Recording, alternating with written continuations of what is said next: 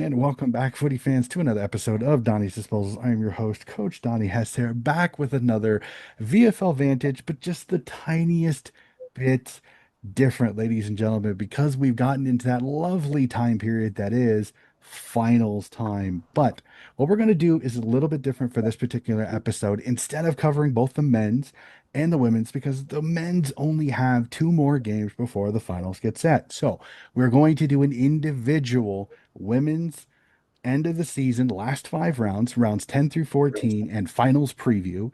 And then in 2 weeks, when the men's get set, we're going to do an episode just the men's. It will be a little bit longer considering it's 8 weeks, unfortunately. So just a heads up for those that are watching. So because my co-host is fighting some sickness, we're going to try to get through this as much as possible. So please bear with it. Brendan, it is great to see you, sir. I know you're not feeling 100%, but sometimes the footy comes for it. It's great to see you. How are you feeling? Yeah, it's always great to be talking to you, Donny. At the moment, just holding up, but I can't guarantee it'll be the same all the way through, as you can imagine. Might be able to work out. Oh, well, we'll definitely try to keep the talking to we'll try to keep the talking to a minimum, which is fun in a podcast, but we'll get it done for sure. So let's hop right into it, sir. Like I said, we are going to cover just the women's sides. We've had 5 rounds, we've gotten through it. 6 teams are into the finals to fight for a flag. Your thoughts in the last 5 rounds, because there's been some interesting results. There's some thrillers, including an after the siren one here in a couple of rounds. And unfortunately, the one team that I always barrack for, Darabin, unfortunately just falls short of making finals.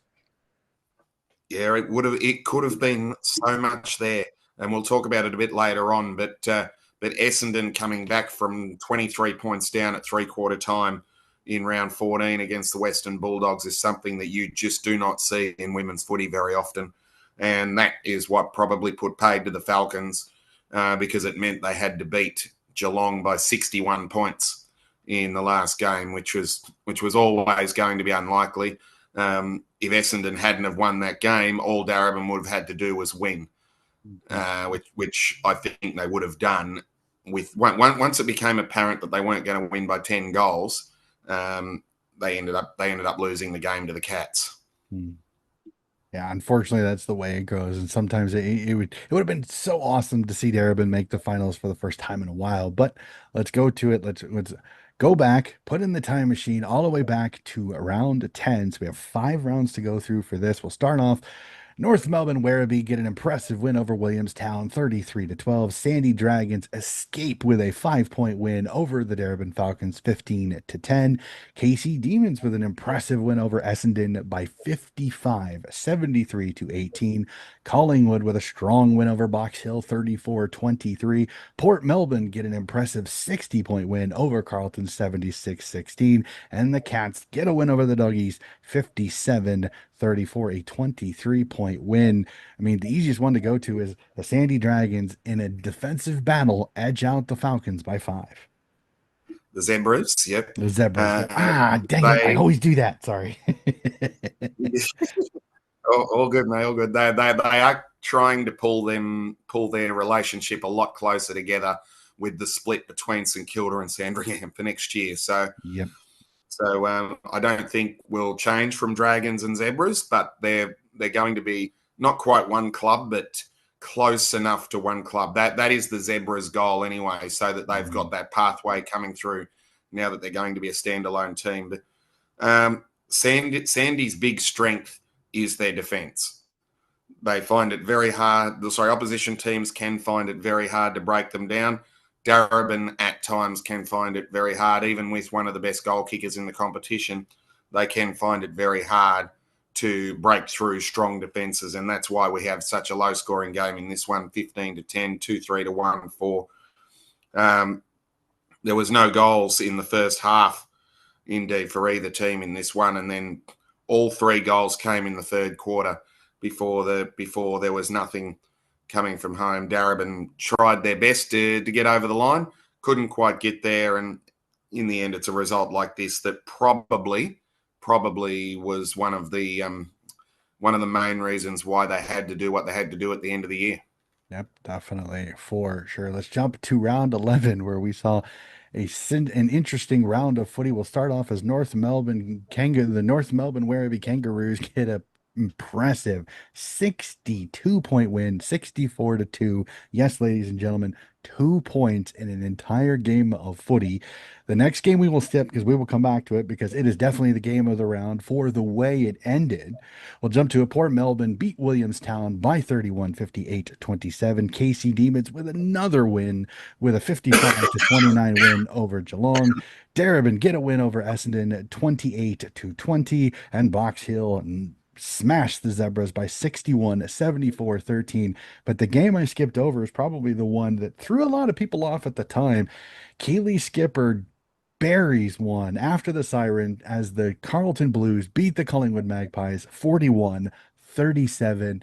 This was a little bit of a shocker at the time. Again, Collingwood towards the top of the table and Carlton towards the bottom. Yeah, face value tells you it's an upset. Yep. Look at the selected teams and it Yep. tells you it's not. Yep. This was one of the games where Carlton decided to bring out their AFLW players and have a quick look at it there. There was 2, 4, 6, 8, 10, 12, 13. 13 AFLW players the Blues rolled out against the Magpies. So for it to be such a thrilling game speaks to the strength of the Collingwood Football Club this year and how well they're going, because I believe, having a quick look at them, they had two. They had two AFLW listed players in that game. Charlotte Brewer, a past Lambert Pierce medalist, and Jordan Ivey were the only two running around in that game for the Magpies. So for it to be such a great game, Carlton kicked the only goal in the first quarter. Collingwood came back with 3 in the second and had a handy lead. Still led at 3/4 time, and as you said, led right through to the end. It was a brilliant set shot from Keely Skepper, about 25, 30 metres out on the boundary in the left forward pocket. Didn't look like missing. The goal umpire didn't move. It was just an amazing kick. And just to prove it was no fluke, she slotted exactly the same goal in an AFLW practice match just last weekend. So that might have made the Magpies feel a little bit better. And in the end, it didn't cost them a double chance. Collingwood, as we'll talk about later, has ended up finishing second anyway. Yeah.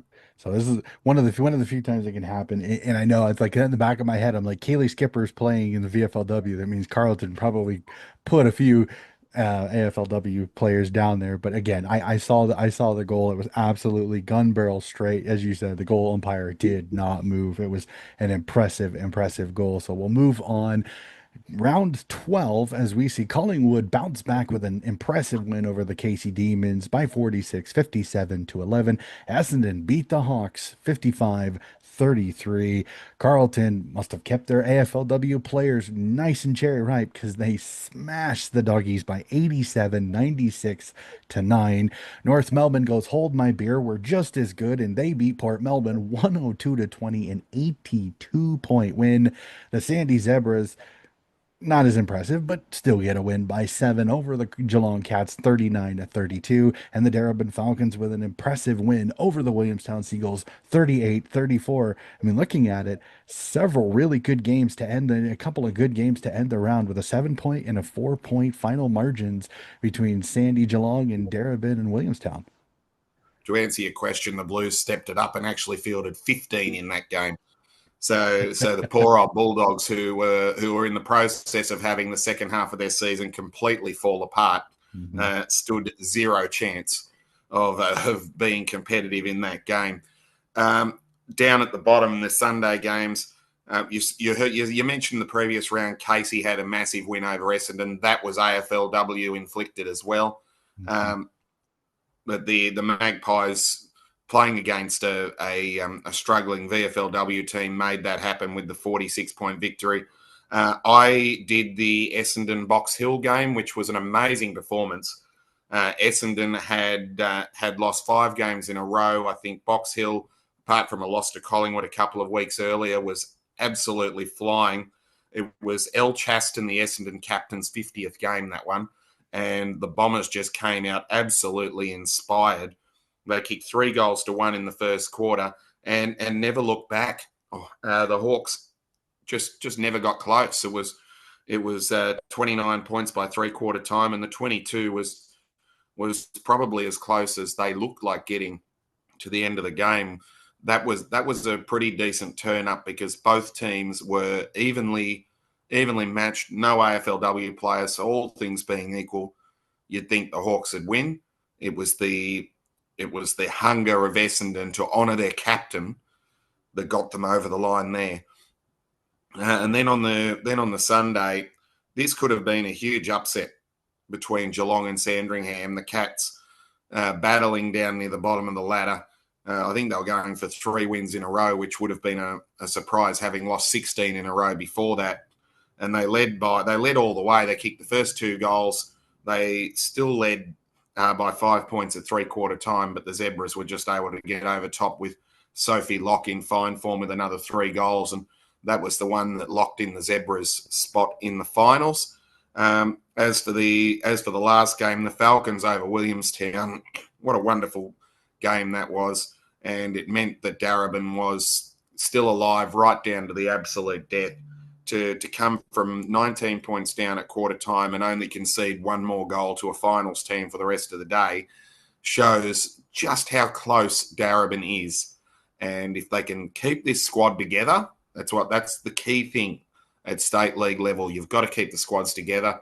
I've got no doubt that add a couple more players that might fall out of the strong VFLW teams at the end of the year. They did have a player, I think, top of my head, her name escapes me, but she was starring in this competition, and then she got picked up as a replacement player a couple of weeks ago and had to leave the team. So back into the AFLW, which didn't help them either. But they're not far away, the Falcons, and a result like that proves it with Monique DiMatteo kicking a couple. They've got a couple of 100 gamers, which they had just in the last time we spoke. So they've got plenty of experience now. They've just got to keep them all together, and good things are ahead for Darebin as they try to make the finals for the first time since their 17 flag. Yeah, definitely, for sure. Let's jump out round 14 as Darebin continue on. As I'm probably guessing Carlton decided to put many of their AFLWers in cotton wool for this one as Darebin knock off Carlton 36-15. Essendon beat the Sandy Zebras by 5, 19-14. Collingwood with an impressive win over the Cats 35, 56-21. The Western Bulldogs edge out Port Melbourne by 1, 23-22. North Melbourne continuing its strong season with a 64-point win over Casey 84-20, and Williamstown get an impressive 8-point win over Box Hill 35-27. I mean, looking at it, several really good games, 5 points, 1 point, and 8 points, 3 thrillers during this round. Just touching on that Darebin Carlton game, the Blues actually did still have 10 AFLW players in that game, but they were the young ones, the draftees and the rookies and that sort of thing, rather than the out and out stars that had played in the previous games. One of those was Lulu Field, so that jogs my memory. She was the Darebin player that was picked up in the off season, if my memory serves me correctly. But yeah, so that was a really good win by the Falcons to get up by 21 points there. Essendon and Sandringham, same story with the Zebras being very good defensively, but they can struggle to score, as you mentioned, 19-14. On this occasion, they weren't able to hold the Bombers to 1 less goal, and that probably helped Essendon get over the line. The Bulldogs win over Port Melbourne broke, I think, a 6-match losing streak for the Western Bulldogs, and that was the one that killed Port Melbourne's season. They'll be really ruining that one, going down by a point to a team that had basically fallen off the map. And then Williamstown at home to defeat Box Hill in such sensational fashion. Eliza Strafford was the big inclusion there, the Williamstown captain who tore her ACL in the qualifying final last year, and her departure from the team basically ended Williamstown's chances of winning last year's premiership. Her return just before the finals is a key reason why they can come from 5th and make a deep run this year. I'm not saying they can win it, but they can make a deep run with her back in the half forward line. Yeah, definitely for sure. So we go to it, the penultimate round of the season. We knew going in, Darabin needed to win and needed a little bit of help, especially if Essendon would fall. Unfortunately, things didn't fall that way. As we start off, Box Hill get a win over Carlton, 36-7, a 29-point win.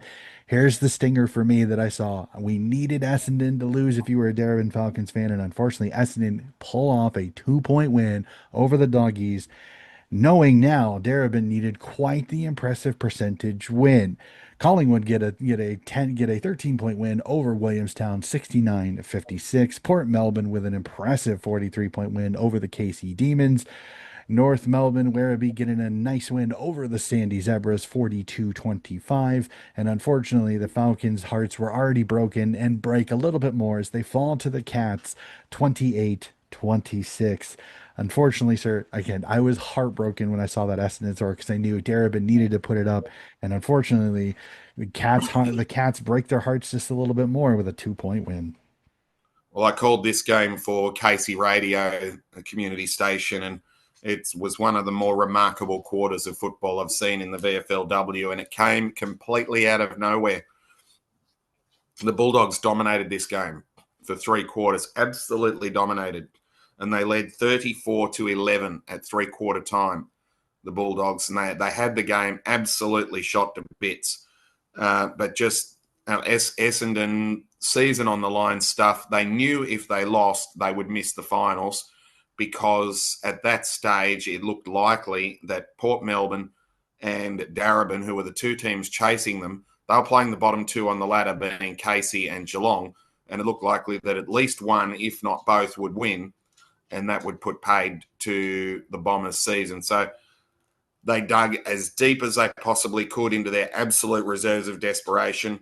And after kicking 1-5 for 3 quarters, they added 4-1 to nothing in the last term. They just kept coming. They kicked 4 goals in a row, and finally it was Tia Davidge who received a wonderful pass, didn't have to break stride on the lead coming out of defence, and kicked a very, very calm goal from about 35 metres out, straight in front. She's the best set shot in the team. They couldn't have wanted it in better hands. And she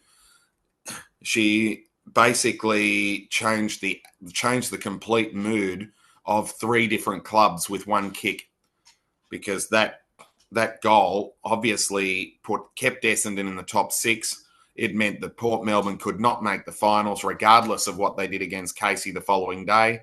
And as I said earlier, it meant that instead of only having to beat Geelong, the bottom team, Darabin had to win by 61 points to make up their poor percentage gap. And obviously the Cats were able to, in the first half, they were able to hold Darabin to reasonably close figures, and in fact had a 7-point lead at halftime, Geelong. And once it got to that point, Darabin was never going to run them down. So try as they might, they weren't able to take their opportunities, and with Ange Gogos, their best player, not playing for Darabin, it ended up being a bridge too far, and a very good win for Geelong. They finished with 3 victories for the season and managed to avoid what would have been a second consecutive wooden spoon.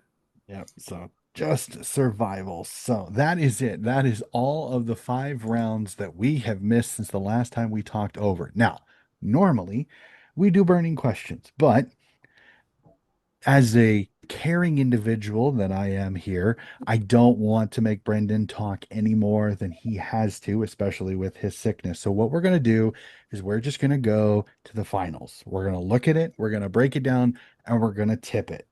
I think I know, off my conversation here a little bit, I think I know how this is going to go, but I'm interested to see. So, Brendan, we're going to skip burning questions. We're going to go straight to, we're going to tip the finals. Who is going to win the flag for this VFLW season? So we will start off with the UNITA, the qualifying final. North Melbourne Werribee, Collingwood. I think I know who you're going to tip. Who do you like and why? It's very, very hard to tip against North Melbourne Werribee. You're exactly right. The reigning premiers, I was stunned that they even lost a game at all this year. They got beaten a couple of times early in the season. One of those was by Collingwood, though. The Magpies did knock them off back in, I think, about round 4 or round 5. No, neither of those, but it certainly happened, and they did it comfortably, which was a major turn up. And I suppose that's what will give the Magpies confidence going into this game. But this North Melbourne team is as strong as a VFLW team as we've seen since the Falcons were. I think they went 20-0 in their first year in 2016, Darabin, the first year of the competition when they were winning their 9th and 10th premierships in 11 years, which is what they did in the old competition in the first 2 years of this new one. They have 12 wins, 2 losses, and a percentage of 267.9, which for people who might not be 100% sure of how percentage all works, that is, for every 100 points they concede, they score the best part of 268 points. Yep. So almost 3-1 they've scored across an entire season. And given that Collingwood finished second, they had the third best percentage of 137, and Box Hill's percentage finishing third is 153. And 153 is a big number. Mm-hmm. Don't get me wrong, 153 is a big number. So when you think 153 is a big number, think about 268. Yep. That is why it's a major upset anytime the Kangaroos get beaten. Yep. And it was round 6. I found it. I had to go through because it was round 6. 46-33 was the final score of that one in round 6 as the Pies get the win at Victoria Park. So, and I believe this one should be Arden Street. Is it Arden Street? So that'll definitely do it. I'm with you. I just don't know if I can tip against North Melbourne in this one. But again, the Pies are one of the few teams to be able to do it. So there's definitely a chance. But I think the Arden Street home field advantage will definitely help them out. So we'll go to the they only had one AFLW player that day too, Collingwood, being Charlotte Brewer. So they will be they will be saying, well, hey, you girls took those girls on and you beat them 8 weeks ago, 8 or 9 weeks ago. So why can't you do it again? Yep, definitely. Finals are a different beast, as you and I well know, Donnie. Yes, we definitely know. So let's jump right into it. We got 2 elimination finals to discuss. First, we go with the old 2 that seem to always find themselves meeting each other in the finals as Box Hill take on Essendon in the first elimination final. Who stays and who goes home? I'd have to go back and look this up, but I think you're right. I reckon this would be at least the third, if not the fourth time that Box Hill and Essendon have played in an elimination final, which is absolutely remarkable. And I think most of them would have probably been here at Box Hill City Oval. Mm-hmm. The Bombers just find their way into that 5th or 6th spot, and invariably they win. Mm-hmm. They have a really good record against the Hawks in the finals, and I think on a couple of occasions, having finished 5th, they've knocked the Hawks out, and under this top 6 system, they've gone through to a double chance and found themselves all the way to a prelim in a couple of weeks' time. If they bring the endeavour and the desperation that they did the last time they were there, which we spoke about a little bit earlier on for El Chaston, there's no reason why they can't win Essendon. And that last quarter they played against the Bulldogs shows that they can beat anybody. But for me, I think Box Hill is the better team. Mm-hmm. But I thought they were the better team previous times when they lost elimination finals to Essendon too. Mm-hmm. So this one is right up in the air. It's a tough one, isn't it?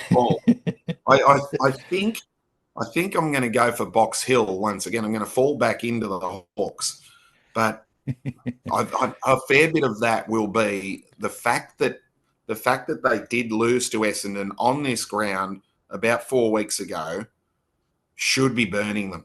Mm-hmm. It's the reason why they haven't finished second. Yep. The reason why they don't have a double chance in the first week of the finals.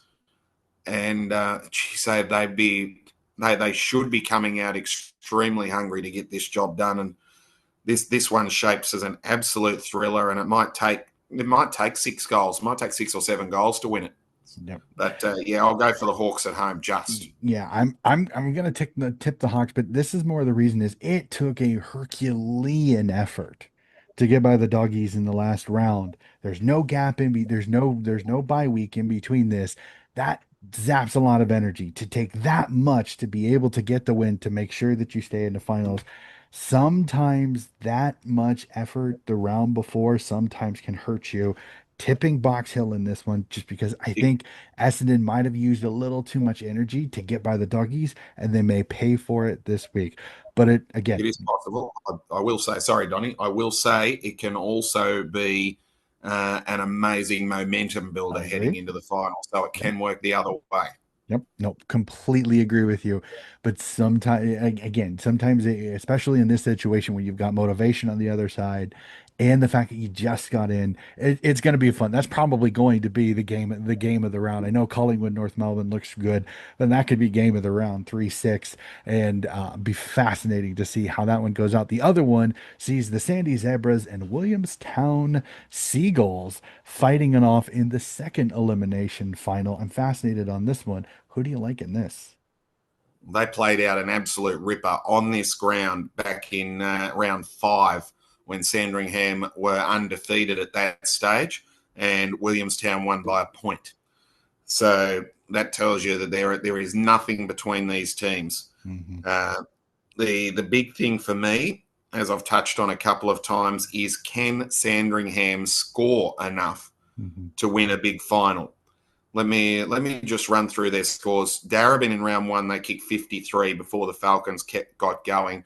26, 18, 66 against Geelong, who were on a 16-match losing streak at the time.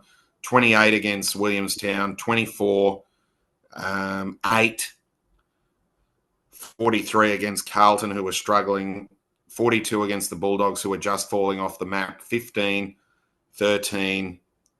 39 against Geelong, so 14. So apart from against the bottom 2 teams, and last week 25 against North Melbourne, which was probably their best performance of the season, I'm not sure that they can actually kick enough goals to beat a Williamstown team with Eliza Strafford back in the forward line and the class of Shani Whiting. So I'm going for Williamstown to win away from home and move through to the first semi-final and end the Zebras' very impressive first season back, well, not back, but their very first season wearing the yellow and black colours as opposed to being the Southern Saints. Saints, yep.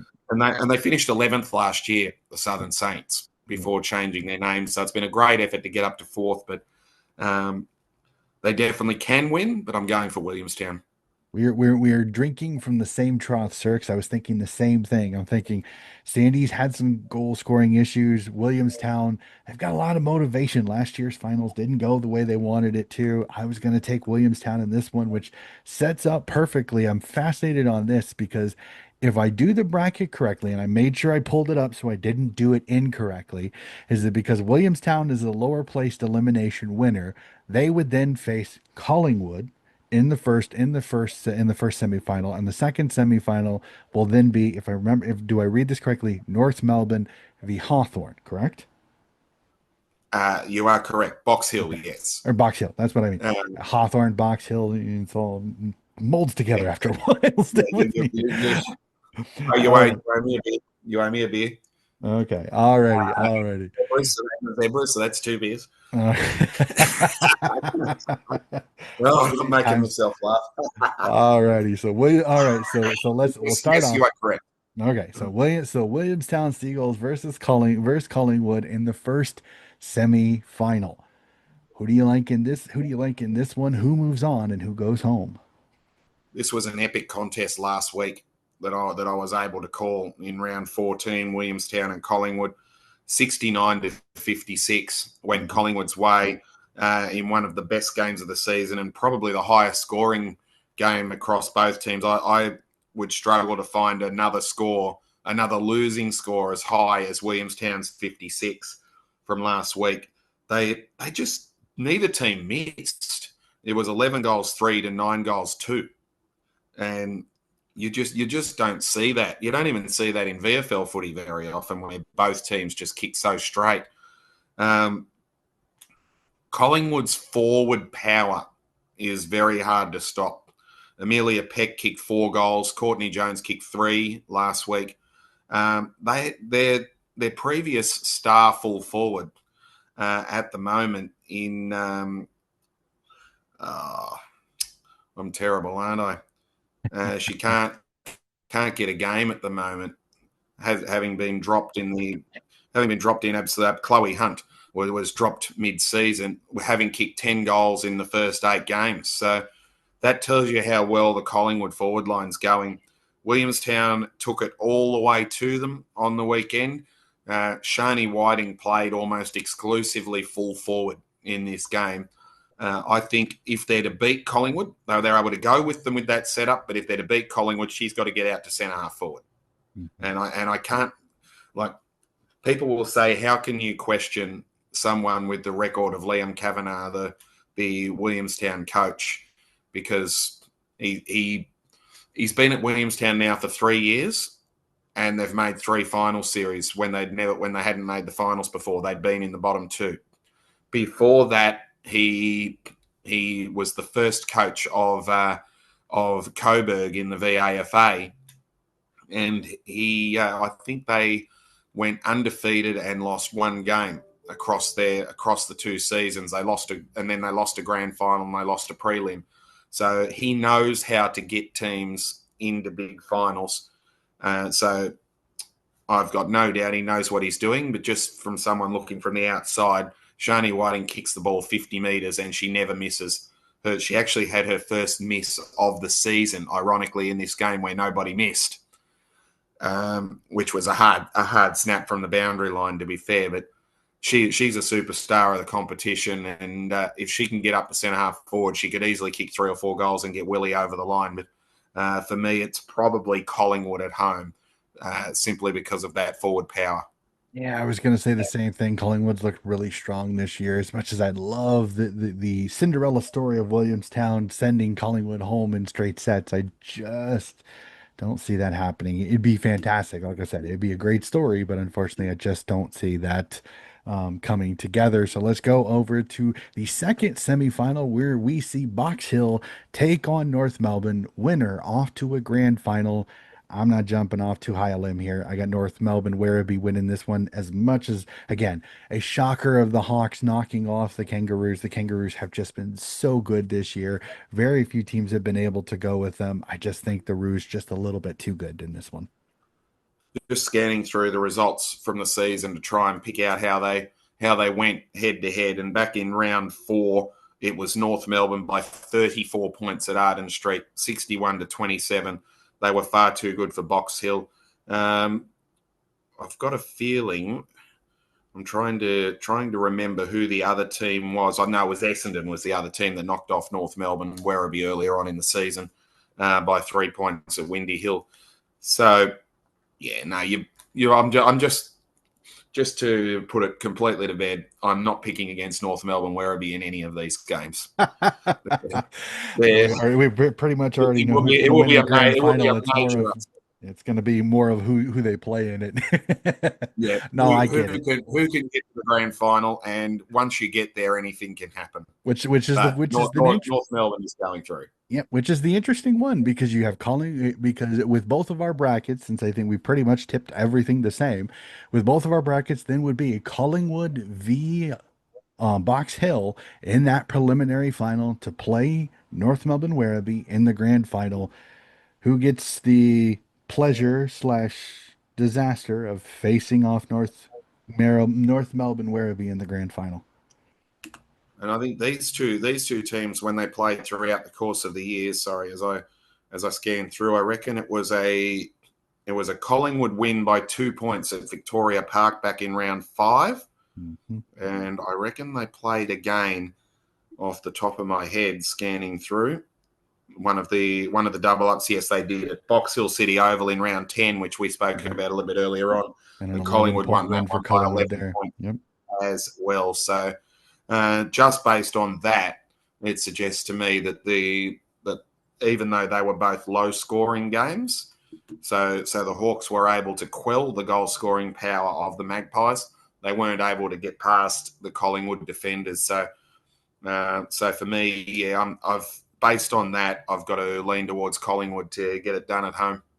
It's never easy to beat a team three times, but I just think the Pies are just a little bit too good. But will again, this is another one. Will not shock me if the Hawks find a way into the grand final.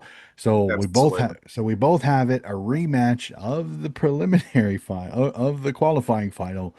Collingwood, North Melbourne Werribee grand final. As you said, you're tipping North no matter what. I'm tipping North no matter what. How do the Roos get it done in the grand final? Nike to joke. Simple as that. Simple as that. The full forward, the star full forward, the former Magpie, played in Collingwood's grand final, lost to Port Melbourne in 2023. Joined North Melbourne last year, won the Lisa Hardiman medal for best on ground with 4 goals in the grand final. She has kicked this year, absolutely dominated this year. She's kicked 37 goals for the season, which is the biggest tally since I think about 2019, 2018 or 19, when the game lengths were shortened. Because back in those early days, they were still playing under the old VWFL time of 20 minutes plus time on, and teams were kicking big scores. When Moama Hope kicked 100 goals for the season in the first year, and I think Katie Brennan kicked 80 and Chloe Malloy kicked 50. These players obviously ended up being AFLW superstars, but they had 100 minutes, 120 minutes. These ones have got 80. So to do it in 80-minute games, 37 goals, 17 she's kicked, but 5 of those points came last week. She kicked 0-5 in round 14. That doesn't happen very often. The player who is second on the goal kicking is, well, there's 3 of them: Amelia Peck of Collingwood, Caitlin O'Keefe of Port Melbourne, Monique DiMatteo of Darebin, all kicked 18 for the season. So she is more than double second in the goal kicking, and if North Melbourne can get enough football down to her, she will kick a winning score for the Kangaroos. The key thing is for Collingwood is stopping it getting down there. Mm.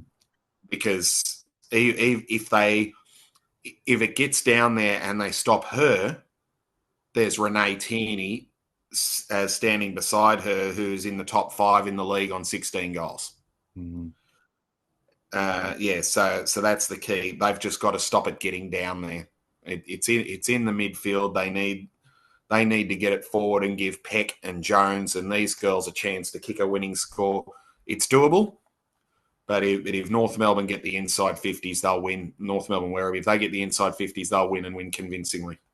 Yeah, unfortunately, you hate when it's almost a formality, but it's just as good as North Melbourne Werribee have been this year. It's really difficult for me to see them falling short in this one and raising a Premiership Cup on this one. So, Brendan, we've gotten through this. I know this hasn't been easy. I know that you're fighting an illness, so I thought I'd shorten this episode just a little bit. You're an absolute legend, sir. Thank you everything for what you do. Again, always fun. As we kind of said at the start, we will make sure we will cover the men's the last 8 weeks and preview the finals. A lot like this episode probably will be the same thing. We'll just cover the rounds, we'll go through the finals, how we tip it, and then we're going to do a mega grand final season review episode where we cover both finals. We talk about the crowned premierships, how they got there, cover the season a little bit as a whole. So, two more episodes left in the VFL Vantage season. So, again, I look forward to it. Brendan, I will not make you talk any more than you have to, sir. I know you have the rest of your day to go through. Please feel better, get healthy, get that voice back up to 100%. And we will see you in a couple of weeks where we will go through the men's last 8 rounds and cover who we think is going to get through a grueling final series in the VFL level. I appreciate it, Donnie. Thank you very much for your understanding. I apologise to you and all our viewers that things haven't been quite 100% this time, but I think we've given the women the I suppose the pump up that they deserve heading into a big final series, and yeah, I just can't wait to see how it unfolds over the next month. Yep, cannot wait myself. So, ladies and gentlemen, that is going to do it for another episode of Donnie's Disposals. If you like what you were listening to, please like and subscribe. And other than that, keep track. There'll be more footy coverage here very, very soon.